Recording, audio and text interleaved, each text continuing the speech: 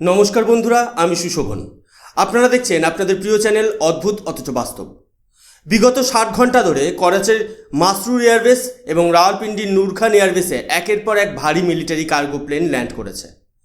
চীনের তৈরি Y-20 strategic লিফটার্স এবং তুর্কি বায়ুসেনার হেভি ট্রান্সপোর্ট এয়ারক্রাফট কোনো রকম বিরতি ছাড়া পাকিস্তানের রানওয়ে স্পর্শ করছে।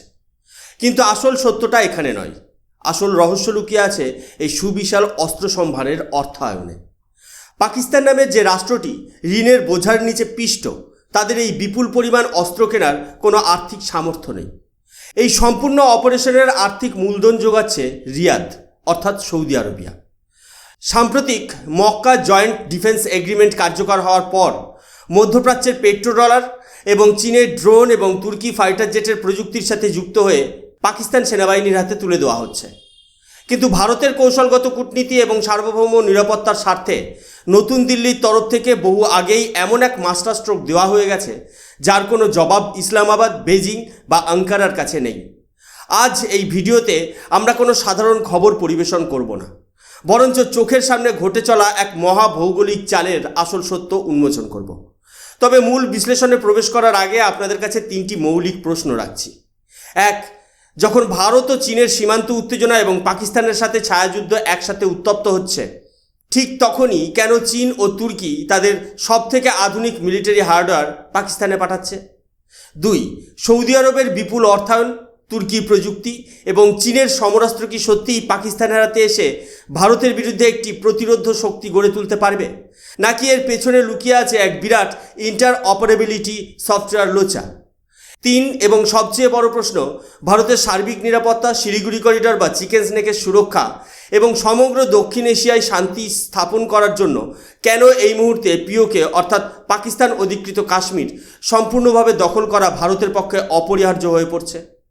ভিডিওটি প্রথম থেকে শেষ পর্যন্ত মনোযোগ দিয়ে শুনুন, কারণ আজকের আমরা এমন কিছু বাস্তব তুলে ধরব যা সাধারণ গণমাধ্যম বা মিডিয়া কভার করতে ব্যর্থ হচ্ছে। আন্তর্জাতিক ভূরাজনীতি বা জিওপলিটিক্স কখনো আবেগে চলে না, চলে কঠিন এবং নিষ্ঠুর বাস্তবে। ভারতের শীর্ষ কূটনৈতিক এবং রাজনৈতিক নেতৃত্ব গত বহু বছর ধরে নিঃশব্দে এক অত্যন্ত দূরদর্শী স্ট্র্যাটেজিক ফ্রেমওয়ার্ক তৈরি করেছে।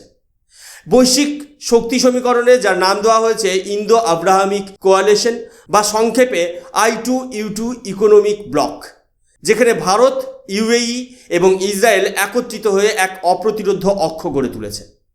অনেকেই বাইরে থেকে মনে করেন I2U2 কেবল জল, শক্তি, কৃষি, পরিবহন, মহাকাশ কিংবা বাণিজ্য সংক্রান্ত 6টি অগ্রাধিকার ক্ষেত্র নিয়ে গঠিত একটি সাধারণ আন্তর্জাতিক অর্থনৈতিক ফোরাম। কিন্তু আন্তর্জাতিক দূরদর্শিতার নিরিখে বিচার করলে দেখা যাবে এর মূল ভিত্তি অনেক বেশি গভীর এবং কৌশলগত। এই অক্ষের কার্যপ্রণালী অত্যন্ত সুনির্দিষ্ট, সুসংহত এবং ত্রিভুজাকার। ইউএইর ভূমিকা: মধ্যপ্রাচ্যে বিপুল আর্থিক মূলধন বা ক্যাপিটাল, বিশ্বমানের পোর্টের অবকাঠামো এবং গালফ অঞ্চলের বাণিজ্যিক আধিপত্য বজায় রাখা। ইসরায়েলের ভূমিকা: বিশ্বের সর্বাধুনিক defence technology, cyber warfare, Mossad style intelligence sharing, unmanned aerial vehicle এবং কাটিং এজ রেডার সিস্টেম সরবরাহ করা। ইন্ডিয়ার ভূমিকা: বিশ্বের দ্রুততম বর্ধনশীল অর্থনীতির মূল ইঞ্জিন, সুবিশাল মেরিটাইম সিকিউরিটি ক্যাপাবিলিটি, ভারত মহাসাগরের ভৌগোলিক নিয়ন্ত্রণ এবং massive military infrastructure power house হিসেবে আত্মপ্রকাশ করা। ভারত এবং ইসরায়েলের মধ্যে বহু দশক ধরে অত্যন্ত প্রগাঢ় এবং বিশ্বস্ত প্রতিরক্ষা অংশীদারিত্ব রয়েছে। কৌশলগত ড্রোন, ক্ষেপণাস্ত্র প্রযুক্তি থেকে শুরু করে সীমান্ত নজরদারি, সব ক্ষেত্রে ইসরায়েল ভারতের পরীক্ষিত বন্ধু।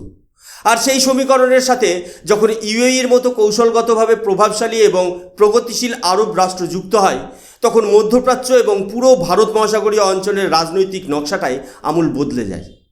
পূর্বে যেখানে আরব বিশ্বের সাথে ভারতের সুসম্পর্ক বা ইসরায়েলের উপস্থিতিকে পাকিস্তান ধর্মীয় কার্ড খেলে নিজেদের সুবিধা হাসিল করতে ব্যবহার করত, সেখানে ভারত আজ আরব ও ইসরায়েলি শক্তিকে একই মঞ্চে এনে এক ঐতিহাসিক মাস্টার স্ট্রোক দিয়েছে।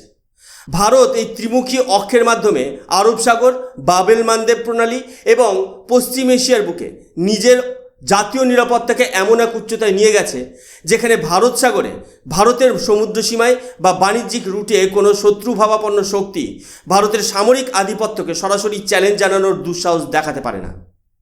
এখন প্রশ্ন উঠছে, ভারতের তৈরি এই নিরাপত্তা ও অর্থনৈতিক বলয় যদি এতটাই নিশ্ছিদ্র এবং শক্তিশালী হয়ে উঠে থাকে, তবে হঠাৎ করে পাকিস্তান, তুর্কি এবং তাদের মিত্রদের মধ্যে এত ছটফটানি আর ছায়াযুদ্ধের তোড়জোড় কেন শুরু হলো?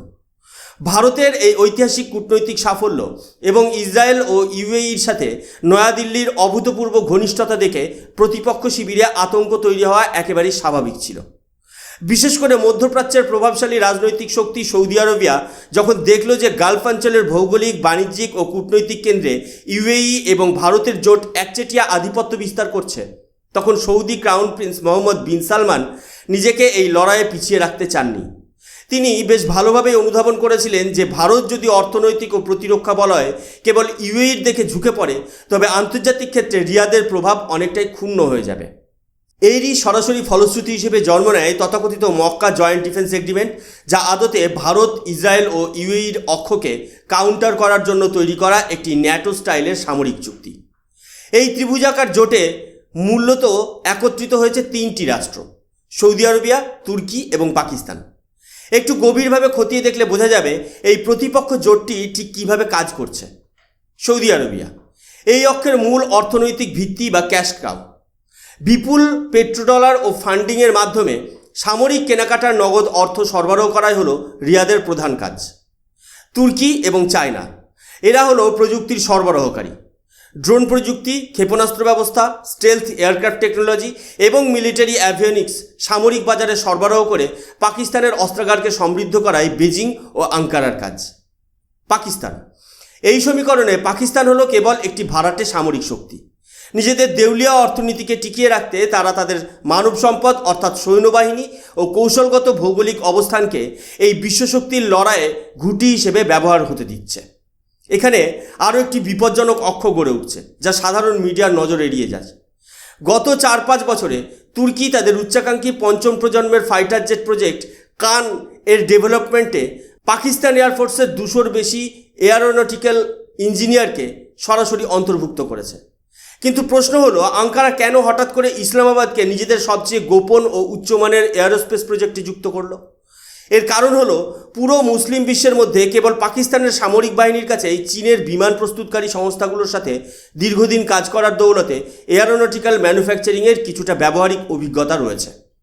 তুর্কি চায় পুরো ইসলামিক বিশ্বে নিজেদের সর্বেসর্বা ডিফেন্স হাব এবং প্রযুক্তির লিডার হিসেবে প্রতিষ্ঠিত করতে। আর সেই সুযোগেই পাকিস্তান চীনের কাছে শেখা প্রযুক্তি বিক্রি করে এবং নিজেদের সস্তা শ্রম ও টেকনিশিয়ান সাপ্লাই দিয়ে তুরস্কের কাছ থেকে সামরিক সুবিধা হাসিল করার চেষ্টা চালাচ্ছে। তবে আপাত দৃষ্টিতে শক্তিশালী মনে হলেও বাইরে থেকে সাজানো এই বিরোধী অক্ষের ভেতরে লুকিয়ে রয়েছে এক ঐতিহাসিক গাণিতিক ও প্রযুক্তিগত মহা বিপর্যয়, যাকে ডিফেন্স পরিভাষায় বা সহজ ভাষায় বলা চলে এক বিরাট সফটওয়্যার ফ্ল বা প্রযুক্তিগত লোচা। ঠিক এই জায়গাতেই প্রয়োজন আসল সামরিক অডিট। সাধারণ গণমাধ্যম বা মূলধারার টেলিভিশন চ্যানেলগুলো আপনাকে দিনরাত দেখাচ্ছে যে করাচির মাসরুর আর রাওয়ালপিন্ডির নূর খান এয়ারবেসে চীন ও তুর্কি থেকে আসা একের পর এক বিশালাকার সামরিক বিমান অস্ত্র নামাচ্ছে। দৃশ্যটি দেখতে বেশ ভারী মনে হলেও একজন নিরপেক্ষ মিলিটারি অ্যানালিস্ট হিসেবে আমাদের গভীরে গিয়ে বুঝতে হবে যুদ্ধক্ষেত্রে এই বিপুল পরিমাণ সমরাস্ত্রের বাস্তব কার্যকারিতা বা কমব্যাট রেডিনেস ঠিক কতখানি। তুর্কি হলো মার্কিন নেতৃত্বাধীন ন্যাটো জোটের একটি অন্যতম শীর্ষ সদস্য দেশ। স্বাভাবিকভাবেই তুর্কির তৈরি বিখ্যাত Bayraktar drone, missile guided systems, avionics এবং মিলিটারি কমিউনিকেশন প্রোটোকল কঠোরভাবে ন্যাটো ডেটা লিঙ্ক স্ট্যান্ডার্ড অনুযায়ী কোড করা।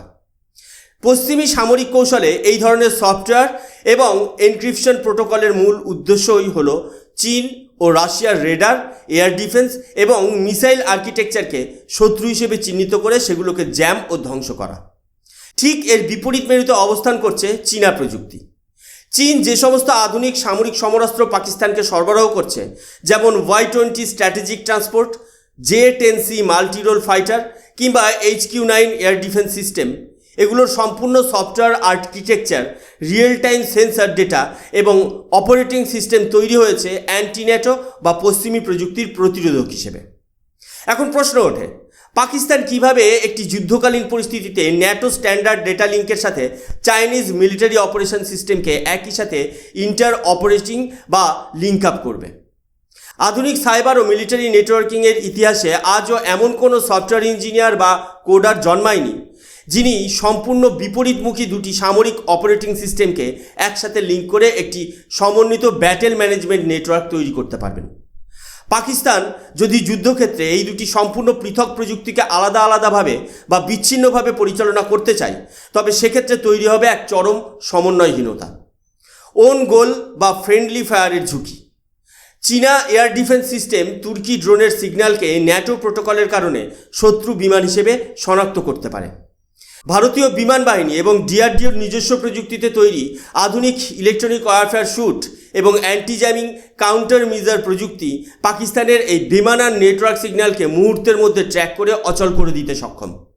সংক্ষেপে বলতে গেলে পাকিস্তান বাইরে থেকে হাজার হাজার টন হার্ডওয়্যার বা সামরিক সরঞ্জাম আমদানি করলেও সফটওয়্যার আর্কিটেকচারের এই বিশাল লোচা বা প্রযুক্তিগত অমিলের কারণেই যুদ্ধক্ষেত্রে তারা এক চরম ব্ল্যাক আউটের মুখোমুখি হতে বাধ্য।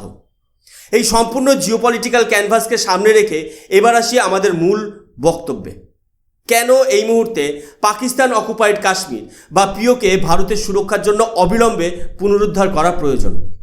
ভারতের অভ্যন্তরীণ রাজনীতিতে রাহুল গান্ধীর মতো বিরোধী নেতারা আন্তর্জাতিক পরিস্থিতি না বুঝে কেবল রাজনৈতিক অস্থিরতা তৈরির চেষ্টা চালাতে পারেন, কিংবা দেশের অভ্যন্তরে কিছু দেশবিরোধী গোষ্ঠী যন্তরমন্তরে বিক্ষোভের পরিকল্পনা করতে পারে। আন্তর্জাতিক ক্ষেত্রে যখন সাংহাই কোঅপারেশন অর্গানাইজেশন বা ব্রিক্স সামিটের মতো গুরুত্বপূর্ণ সম্মেলন অনুষ্ঠিত হয়, তখন ভারতের মনোযোগ ঘোরানোর জন্য সীমান্ত অঞ্চলে উত্তেজনা তৈরি করার চেষ্টা চলে। এমন পরিস্থিতিতে পিওকে কেবল একটি ভূখণ্ডের নাম নয়, এটি ভারতের জাতীয় নিরাপত্তার লাইফলাইন। গভীরভাবে বিচার করুন। এক, সিপিইসি ও চীনের এনসার্কেলমেন্ট ধ্বংস করা। চীন এবং পাকিস্তান যে চায়না পাকিস্তান ইকোনমিক করিডর বা সিপিইসি তৈরি করেছে তা পিওকের গিলগিট বালতিস্তানের ওপর দিয়ে গেছে। পিওকে ভারতের নিয়ন্ত্রণে আসলে চীনের স্থলপথে আরব সাগরে পৌঁছানোর সমস্ত রাস্তা স্থায়ীভাবে বন্ধ হয়ে যাবে। 2, তুর্কি ও চীনের সরাসরি যোগাযোগ বিচ্ছিন্ন করা। বেজিং এবং আঙ্কারা যেভাবে পাকিস্তানকে করিডর হিসেবে ব্যবহার করে ভারতের উত্তর সীমান্তে টু ফ্রন্ট ওয়ারের হুমকি তৈরি করছে, পিওকে ভারতের হস্তগত হলে পাকিস্তান এবং চীনের সরাসরি ভৌগোলিক সীমান্ত বা সংযোগ চিরতরে বিচ্ছিন্ন হয়ে যাবে। 3, শিলিগুড়ি করিডর বা চিকেন স্নেকের নিরাপত্তা। পাকিস্তান এবং তাদের মিত্ররা যখনই বাংলাদেশের রাজনৈতিক অস্থিতিশীলতাকে কাজে লাগিয়ে শিলিগুড়ি করিডরের কাছে ভারতের জন্য হুমকি তৈরি করতে চায়, তখন ভারতকে পিওকে নিয়ন্ত্রণে নিয়ে এসে উত্তর দিক থেকে শত্রুপক্ষকে চরম কৌশলগত চাপে ফেলতে হবে। ভারতের স্বরাষ্ট্রমন্ত্রী অমিত শাহ থেকে শুরু করে ভারতের শীর্ষ সামরিক কর্মকর্তারা বারবার এই কথাই বলেছেন, পিওকে ভারতের অংশ ছিল, আছে এবং থাকবে। কিন্তু বর্তমান আন্তর্জাতিক পরিস্থিতি, চীনের অর্থনৈতিক চাপ এবং পাকিস্তানের অভ্যন্তরীণ দেউলিয়াপনা, এই সময়টাই হলো ইতিহাসকে পুনরায় নতুন করে লেখার সেরা সুযোগ। পরিশেষে একটা কথা পরিষ্কার বোঝা দরকার, আজকের বিশ্ব আর 90-এর দশকের বিশ্ব নয়। ভারত আজ আর প্রতিরক্ষামূলক কূটনীতিতে বিশ্বাস করে না। ভারত নিজের জাতীয় স্বার্থে ইসরায়েল এবং ইউএইর মতো পরাশক্তিদের সাথে হাত মিলিয়ে যেমন নিজের প্রতিরক্ষা বলয় সুরক্ষিত করেছে, ঠিক তেমনই প্রয়োজনে শত্রুর ঘরে ঢুকে আঘাত আনতেও দ্বিধা করবে না। পাকিস্তান চীন বা তুর্কির কাছ থেকে যত বিমান বা অস্ত্রই কিনে নিয়ে আসুক না কেন, সৌদি আরবের পেট্রোডলার তাদের বেশি দিন বাঁচিয়ে রাখতে পারবে না। কারণ দিন শেষে যুদ্ধটা কেবল অস্ত্রের নয়, যুদ্ধটা হলো নীতি, অর্থনীতি এবং প্রযুক্তির। ভারত তার নিজস্ব সক্ষমতায় স্বাবলম্বী এবং স্বনির্ভর। আপনাদের কি মনে হয়, ভারত কি এই মুহূর্তে পিওকে পুনরুদ্ধার করে চীন পাকিস্তান অক্ষকে চিরতরে স্তব্ধ করে দিতে পারবে? ভারতের এই শক্তিশালী আন্তর্জাতিক কৌশল সম্পর্কে আপনাদের মতামত নিচে কমেন্ট সেকশানে অবশ্যই লিখে জানান। ভিডিওটি ভালো লাগলে লাইক করুন এবং শেয়ার করুন। আর আপনি যদি আমাদের চ্যানেলে নতুন হয়ে থাকেন তবে অবশ্যই আমাদের চ্যানেল অদ্ভুত অথচ বাস্তবকে সাবস্ক্রাইব করে বেল আইকনটি প্রেস করতে ভুলবেন না। আমি সুশোভন, আজকের মতো এখানেই শেষ করছি। দেখা হবে পরবর্তী একটি নতুন ভিডিওতে। ততক্ষণ পর্যন্ত ভালো থাকবেন, সুস্থ থাকবেন। জয় হিন্দ, বন্দে মাতরম, ভারত মাতা কি জয়।